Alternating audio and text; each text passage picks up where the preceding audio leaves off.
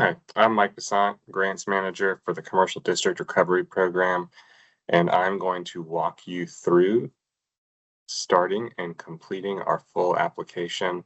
We have another video up that shows you how to do this for the pre-screen, and if you've already completed a pre-screen, you should find a lot of these steps very familiar. So to start, we'll go ahead and go to our Commerce Recovery website. That's commercerecovery.nc.gov. We'll click on the banner on the top of the list of different programs and choose Commercial District Revitalization. Here you've got the landing page for our CDR program. You can scroll through and find lots of really helpful information about the program, including this bolded fact that applications are now open through August 4th. You can get information about funding, eligible areas, eligible applicants, other qualifications. If you've watched our previous video or completed a pre-screen, this is where we were able to start our pre-screen. But now that our application is open, I'll continue to scroll down and show you how to take those very same steps for the application. So if you scroll down to this part of the page, you'll see that applications are open as of April 6th and will stay open through August 4th at 5 o'clock. You can click Start an Application, and that will take you to our application landing page, the grant portal. If you are here for the first time, then you can click up here where it says sign up now and create an account. I'm going to go ahead and sign into my account. And if you've already completed a pre-screen, you've been through the exact same portal and you should have already an account that is created. So once you create an account, go ahead and log into the portal.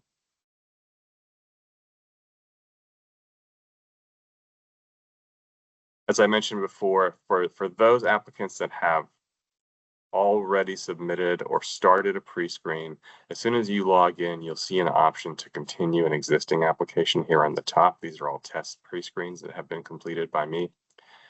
What you can see is if you look at the status, if you've submitted a pre-screen and it's been already reviewed and moved forward, you'll see that that status has changed to application in progress. You don't need to then scroll down to start an application. You can go ahead and just click View Application from the existing application, and that should let you go ahead and start. But I will show you how to start an application for Commercial District Revitalization, even if you've not previously started a pre-screen, by just going to the bottom of the page, clicking Start Application. Going to give your application a name.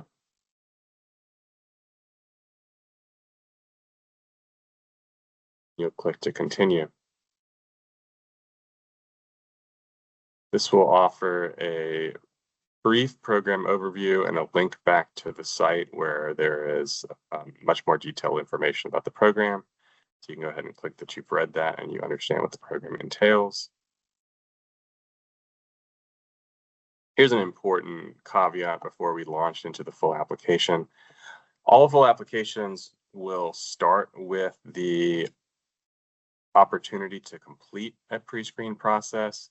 So you can read a brief description of what that pre-screening process is. It's an opportunity for us to review some basics of your project and to offer some feedback and referral to technical assistance. We don't score it, and you can change anything that you submit in a pre-screen. The pre-screen will stay open through the length of the application. So even if this is fairly deep into the application window and you're here for the first time, we still recommend that you consider submitting a pre-screen. We can turn the feedback around in about a week and it will give you some great information that should make your application completion a little bit smoother. So once you've read all that, you can make a decision. So if you choose to go ahead and complete the pre-screen, you'll say that you're electing to participate in the pre-screen process. Rather than walk you through the application, it will take you to the pre-screen. You'll fill out that much more brief pre-screen. We will follow up with some information and feedback for your full application, and then you can come back and submit that full application. For today's purposes, and if you're choosing to forego the pre-screen and move straight to the full application, you'll go ahead and elect that second choice, which is that you're not going to participate in the pre-screen and choose to directly proceed with the application. One important note here, our staff will have to update the status of your application from pre-screen here. So once you take this step and hit complete, you'll want to go ahead and you'll want to save that first.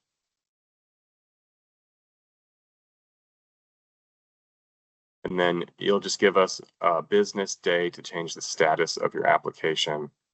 And then you can return and complete the full application. Okay, so once you've allowed us that business day to update the application from pre-screen to application in progress, you can return to complete your application. Your screen should look like this when you return. And you can go ahead and click on the left. You can do this as you complete any different category. You can move through by hitting save or submit, but you can also always just click on the left to look at the next application section. So section A is application and applicant information. If you completed a pre-screen, you will see that this all pre-populates, and you should have nothing at all new to fill out here. But some pretty basic questions about the name and status, address of the applicant, a primary contact with contact information. Here we do need to see your sam.gov registration. So if you don't have that, you'll want to pause at this point and go ahead and make sure that you're able to get that in time for the application. And you'll see when you click yes that it gives you an opportunity to upload that certificate or a screenshot of it. We want to know who the organization's authorized signatory is. And then there is an opportunity as well if you are working with an outside partner and you're going to have them support your application by actually logging on and completing some of these steps for you, then you can go ahead and click yes here, and it will give you an opportunity to upload their contact information. That will also allow them to access this very same application. If you've already done that on the pre-screen through the view users, they should already have access to that. So as I mentioned before, you can move to any section in this application by clicking save and continue. If you'd like to just look at another application without doing that, you can click on the left. But I'll go ahead and show you. I won't take up this whole video by completing a whole application, but you can hit save. That would save your information. You can hit complete and continue, but of course we haven't completed this, so you'll want to go ahead and complete that before you do it. And you'll see once you've completed the entirety of a section that a check mark will appear. So next I will show you project eligibility. Similar to section A, the applicant information, for project eligibility, if you have completed a pre-screen, you'll see that a significant amount of this information, if not all of it, has already pre-populated over from your pre-screen. I think one important note, if you received some feedback or some guidance from your pre-screen or just since your pre-screen, even though all of the information is going to carry over from your pre-screen, certainly you're able to go into the same text box and edit it, add something, change something. So this is the project eligibility section. We're really looking at the core eligibility of the different elements of your project. So we need to know that it's in either a HUD or state, most impacted and distressed area. We need a project description that lets us know the need, the objectives, and the scope of work. Some information about the project's in location with respect to the floodplain and the floodway, information about acquisition and relocation, information around whether you've applied for or received funding from FEMA or the U.S. Army Corps of Engineers for this very same project scope, a good location of the geographic boundaries of your project. This is really important. We have to have you upload a map that shows those project boundaries, and then there is a narrative box where you can also just describe it, whether it's cross streets, other physical geographic descriptors. Nature of the impact, we want to know the physical and economic damage caused by Helene to this commercial area. This is a really important section. Tieback is a requirement. So make sure to take some time on this section and, where applicable, describe both the physical and economic damage caused by the storm to the area. Let us know why there's still unmet need in your region and why this project will address those needs and why they weren't met through another funding source. And give us some information about the beneficiary impact. Who's going to impact? Residents, businesses? Are there going to be new jobs retained or created? Demonstrate tieback. This is really important, and it's critical for commercial district recovery. So we need to know that each of these projects has a disaster tieback. That doesn't mean that the projects have to be a one-for-one exact repair or replacement of what was damaged, but we need to know that they are responding to damage caused by Helene. So this is a section where you can describe that via narrative, and then you can also upload files that will support that narrative. So those could be reports, those could be local assessments, these could be newspaper articles, photos, any kind of documentation that would back up the narrative that explains the disaster tieback. Here you will select the national objective from your program. If you've gone through some of our other materials on our landing page or watched some of our other videos, we talk through the different national objectives and the requirements for each. There's some information that you can access here by clicking on the linked areas. You can also choose and get some additional information when you select each one. So let's say you are going to use low and moderate income area benefit, or LMA. When you check that box, you will then have text appear that will give you some guidance on what will be required to justify this through the project itself. Same for our other national objectives. Then you can use that guidance to provide some documentation, whether that's just a narrative that you attach or some other documentation that will demonstrate and back up the national objectives that you choose. And you can see that there's guidance for each of that when you click those boxes. Go ahead, and since we didn't actually put in anything to save, we'll just click on the left and move to the next section, which is check section C, capacity of the applicant. Here we're looking for the applicant's ability to manage this grant and the work, including financial management and compliance. A really important thing to note about this section is that when we ask these questions, we are asking about the totality of the team that the applicant is bringing to the project. So we understand that a lot of impacted municipalities or organizations that are serving impacted municipalities may not have previous experience managing disaster recovery grants, managing federal grants. That's to be expected for a lot of our municipalities. We've never seen a disaster like this before. So this is not a test of what that baseline capacity was of just the entity that's applying. It's the totality of the team. So if you're a local government and you're working with an outside partner, we mention a number of them here at the summary section on top, such as the Council of Government, the League of Municipalities, the Association of County Commissioners, the UNC School of Government, other outside contractors that are supporting your application. You can work with them to describe and get a history of their own capacity, including their own experience in managing federal grants or state grants, project management staff and qualification. So just make sure that if you are a local government, for example, you're working with your Council of Government on this application and you're filling it out and you get to the very first question in section C, it asks you to describe your organization's experience in managing federal and state grants. You can list your own local government's experience in managing federal and state grants, and you should also go ahead and list that Council of Government Partners experiencing managing federal and state grants, because we're going to score the application on the totality of capacity that you're bringing, not just what is embedded within a single applicant's organization.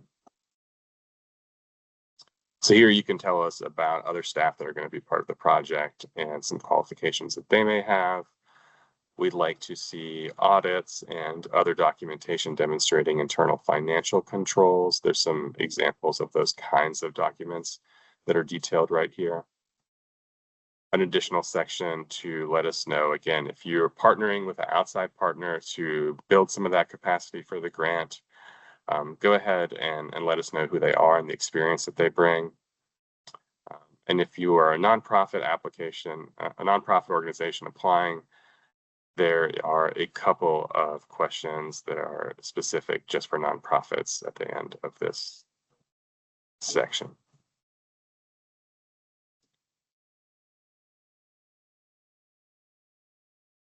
So we'll move to section D. This is the section for community need. Here's where you describe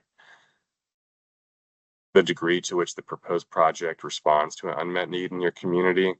Again, this is where we really want to see that narrative that one ties back to the damage, both direct and indirect, that was suffered in the commercial district due to Helene, and then also ties that line to how this particular project is going to respond to that damage through economic and commercial district revitalization. If you have some questions about overall the priorities of the program with respect to commercial district and economic revitalization, it's a great opportunity to go back to that Commerce Recovery website and look at our action plan. But we also provide some information right on the application right here. So we describe what a commercial district is for the purposes of this application, and then we go ahead and have you describe the impacted commercial district, including its geographic boundaries and its commercial function. Is it a small main street in a town? Is it a significant commercial corridor?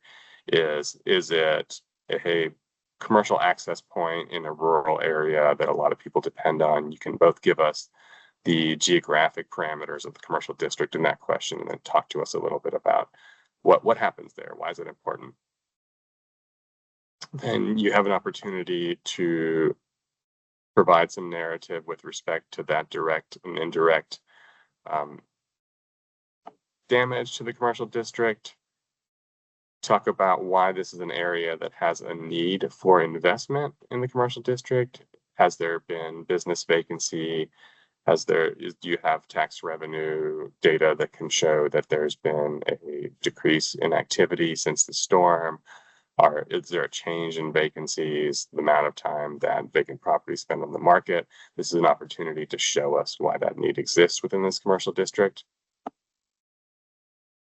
As I referenced before, going back to the action plan is a great opportunity to make sure that you fully align the project and get all the points for this section. So here in D4, we ask you to go ahead and demonstrate that alignment with the priorities in the action plan. In D5, you can describe how you're able to use stakeholder and community feedback to shape this project. You also have an opportunity to upload files and documentation demonstrating that you did so. And specifically, we're going to want to see publicly noticed meetings for this particular project. But it's also an opportunity to just go ahead in a narrative form before you upload those files, demonstrate to us how this project came to be, and show us that kind of imprint of community and stakeholder feedback in the project design. And then lastly, describe how this district where the work is going to be done serves as an economic driver for the area. Next, we'll move on to section E. Section E is probably the largest section of the application. It's where you're going to put a lot of the information down around project narrative, timeline, activities that are going to take place. So as you can see, we start with narrative and timeline. We ask you to kind of demonstrate to us that the project timeline is going to align with our own state program timeline. So we just want to make sure this is a timely project that can be completed before the overall state disaster recovery grant is expired. There's a section on site control. We understand that this might be something that's still in progress as you complete the application. So we want to see is first a narrative that describes any site control that's going to be needed to carry out the project and how the applicant is going to be able to demonstrate site control. So if you are building sidewalks and you're going to need to get some easements from properties along the path of the sidewalks, describe to us the conversations that you might have had to date with the property owners. And if you have, if you have a deed, a purchase option, a long-term lease, you can upload that. If it's a case that this is something where site control will be fully acquired after the project is awarded, just go ahead and don't take any steps beyond that at this point, but you can use the site control documentation to show us evidence that you're moving in that direction. So let's say you have an email with a property owner in which they understand what the plan is and they say that they're going to be a willing participant in an easement. If the project is awarded, you can show us that in the application at this point. Section on site readiness. So where applicable, reference zoning approvals, infrastructure access, any permits that are needed or have been already secured. Talk to us about partners that are going to be critical for the project itself, whether they're public or private or nonprofit. And where eligible or where it makes sense, you can attach letters of commitment, letters of support, or MOUs from those partners for this particular project. If you are a nonprofit organization that is applying for this, we will need to see a partnership agreement with the local government where the project is taking place. With respect to your project team, there's a narrative question here that asks you to describe the governance and project management structure of that team itself, who's in charge, how you make decisions, how frequently you meet. Let us know where you are with your environmental review status, whether it's not started or it's in progress or completed.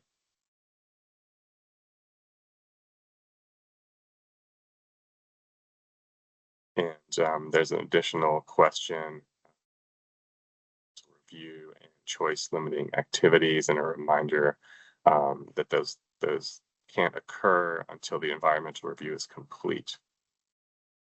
So there's also an opportunity here. If you have already completed any aspect of that environmental review, you can describe it narratively, but you can also upload a file that would show us that documentation. All projects have to integrate risk reduction and sustainability and mitigation features. So this next question asks you to list those on the table. So what you can do is fill out the table line by line, tell us about a particular mitigation or resilience feature of the project, what its purpose is, and then how much it will cost. Then there's just a broader narrative question that asks you to tell us how the design will meet resilient and sustainability standards. Here, if you've got any preliminary engineering reports or cost estimates, you can upload those. You can give us a detailed financing plan that anticipates potential cost increases or other funding sources. You can describe your construction management and oversight staff, including any responsible staff or contractors, and a narrative section that asks you to recognize and describe how you're going to ensure compliance with our other cross-cutting federal requirements, such as Davis-Bacon and Section 3 where applicable.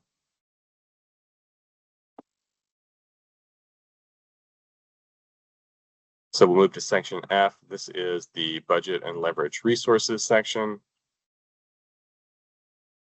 As you can see here, you'll find if you did a pre-screen that a lot of this is already entered, but if not, or if it's changed since pre-screen, you can enter in your total project cost and your total request of this program. That will auto-populate those grayed out boxes.